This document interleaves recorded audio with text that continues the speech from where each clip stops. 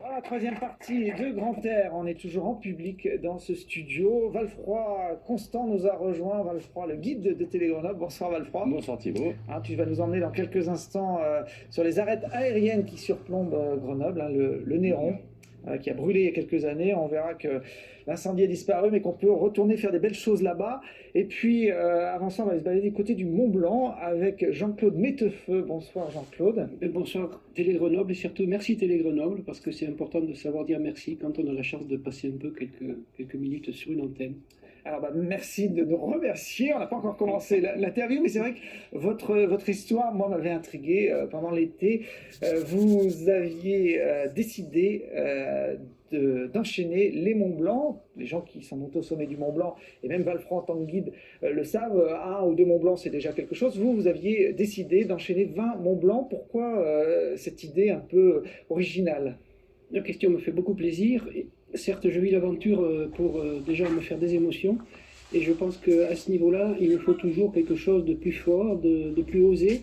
Et il est très important de se laisser vagabonder son esprit jusqu'à temps de sentir qu'on cible la prochaine aventure, j'allais dire un peu digne de ce nom. En l'occurrence, vivant à Chamonix depuis 24 ans, j'ai trouvé naturel de me confronter au Mont Blanc parce que je m'y suis déjà confronté dans le passé, puisque j'ai réalisé 2 séjours de longue durée de 27 jours chacun, un l'été 93 en vivant à 4000 mètres en autonomie, avec ma nourriture, mon gaz, mes provisions bien sûr, et un deuxième séjour l'été 99, relaté par quelques autres télévisions collègues de vous, et ça m'a tellement passionné et plu qu'à chaque fois, le premier séjour, j'avais réussi à faire une quinzaine de fois le sommet en partant de mon camp installé à 4000 mètres.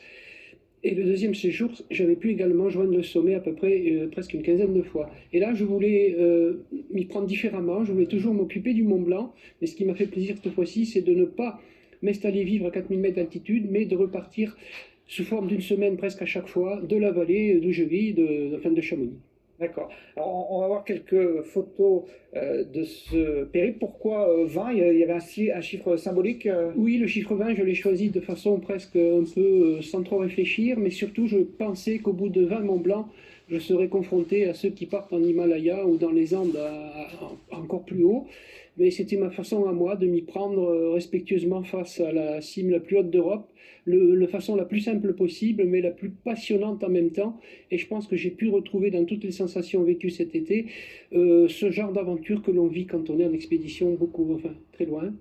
On parle souvent des méfaits de l'altitude quand on reste trop longtemps au-dessus de 4000 mètres. Est-ce que ça vous a perturbé? Non, je n'ai pas eu franchement cet été aucun souci avec l'altitude, puisque je suis quand même habitué à l'altitude. L'été dernier, j'ai été sur 20 sommets de 4000 en solitaire dans le groupe du Mont Rose, relaté par le magazine des Alpes olympiques et sportives. Et ce magazine me reconsacre 2 pages en décembre de mes 20 Mont Blanc. L'altitude me plaît, l'altitude me passionne, et je pense qu'en Europe, on a quand même de quoi s'y frotter sans se préoccuper l'esprit à cause des frais que ça peut coûter d'aller en expédition. Vous faites quoi dans la vie, Jean-Claude? Parce que partir comme ça... C'est très gentil, Thibaut. Je pense que ma passion... Je suis quelqu'un de gentil. Ma passion est tout simplement liée à cet amour de l'aventure. Donc, si vous voulez, l'alpinisme, moi, me procure le terrain propice à me faire le plus d'émotions possible par rapport à d'autres sports.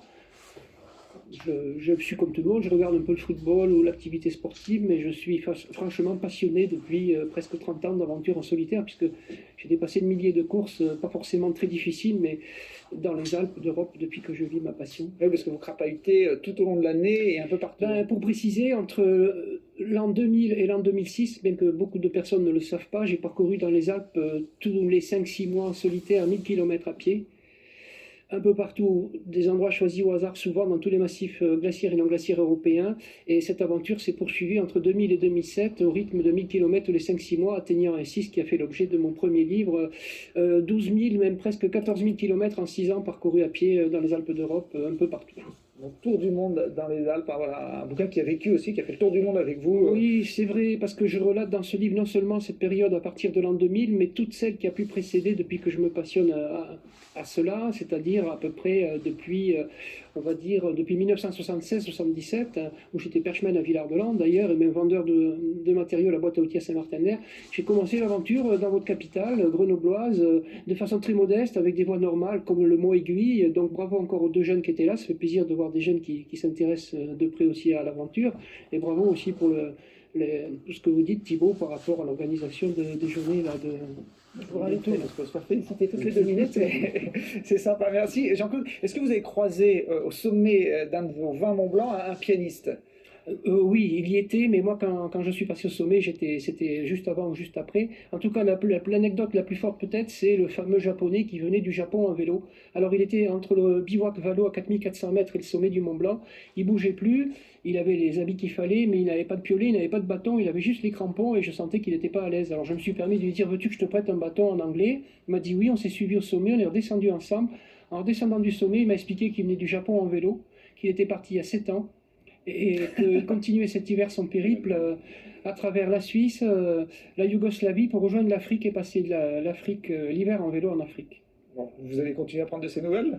Ben, on s'est échangé nos mails, bien sûr, on a bu un café ensemble à Chamonix, on a essayé un peu, il prépare un livre aussi.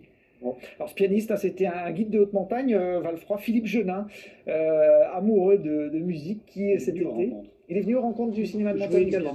Jouer du piano, bah, c'était plus facile aux rencontres qu'au sommet du Mont Blanc. Il l'a fait à la fin du mois d'août, hein, un petit piano de 8 kilos qu'il a monté à dos d'homme au sommet du Mont Blanc pour faire un vrai concert. Il y a eu plein de trucs au sommet du Mont Blanc, il y a même eu des jacuzzis, je crois. Ah oui, les jacuzzis, c'était les Suisses en 2007, effectivement. Et cet été, il y a eu Zidane aussi qui était Zidane, qui est j'ai entendu monté. parler aussi, oui. Vous n'avez pas croisé non plus? Non, je n'ai pas croisé non plus. C'est-à-dire qu'au Mont Blanc, il y a quand même beaucoup de monde en été, presque quand il fait vraiment beau temps, il y a plus de 100 ou 150 personnes qui atteignent le sommet chaque jour de grand beau temps. Et on ne peut pas non plus voir tout le monde, quoi. C'est assez difficile. Il suffit de voir l'hélico, là. Ah, là, C'est la cage de foot. Attention à ça. Zidane, il est capable de monter au Mont Blanc par ses propres moyens, quand Je même. pense Pas de descendre, je ne sais pas.